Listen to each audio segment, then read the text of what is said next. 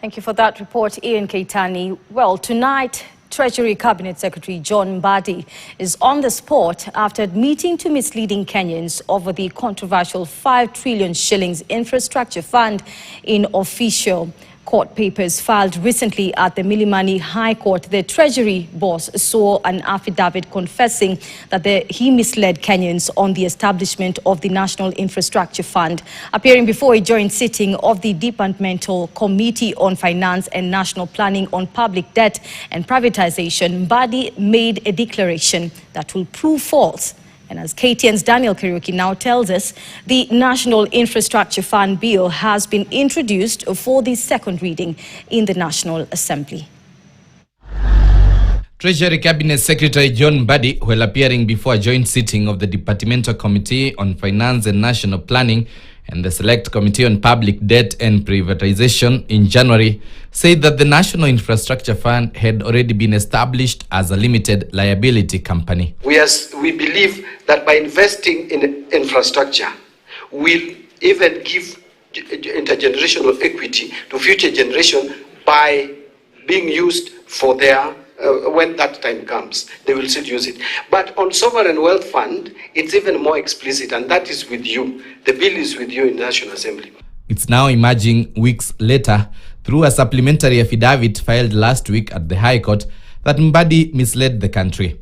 Paragraph 5 of Mbadi's sworn affidavit says, and I quote, "During the said proceedings, I mistakenly informed the committee that the National Infrastructure Fund had already been established as a limited liability company." End of quote. The Treasury CS sought to explain why he misled the country by blaming his own technical officers for the falsehood. He told the court that at the time of making the statement, he had been informed by technical officers at the ministry that the process of registration of the entity began in December 2025. He further said, and I quote, "I genuinely believed, albeit mistakenly, that the incorporation process had been finalized, noting that the process at the Business Registration Bureau are quite seamless and the process of incorporation ordinarily takes a few days." This admission is contained in a supplementary affidavit filed before the Constitutional and Human Rights Division of the High Court. It is in relation to a petition brought by 4 citizens led by Nakuru Dr. Magare Gikenyi, challenging the legality of the government's secret plan to create a corporate vehicle to manage public money on a scale larger than Kenya's entire national budget. Tangula is working. Despite the legal clouds and the admission of misinformation, the government is not backing down. The National Infrastructure Fund bill has moved to its second reading as Majority Leader in the National Assembly, Kimani Ichung'wah, refuted claims that the fund will be prone to abuse. The establishment of this fund will significantly enhance the country's capacity to deliver, as I said, on transformative infrastructure projects in roads, railways, energy, water infrastructure, and other strategic national assets across the country.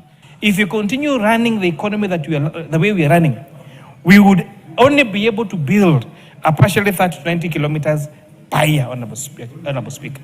And that's why the reckoning call is, how do we balance the need for development expenditures, the need to honor our constitutional mandates? The Controller of Budget, Margaret Nyakango, and the Auditor General had raised concerns over the establishment of the fund. Nyakango questioned the legality of exuding her office from authorization of withdrawal and expenditure of the proceeds. Daniel Kariuki, KTN.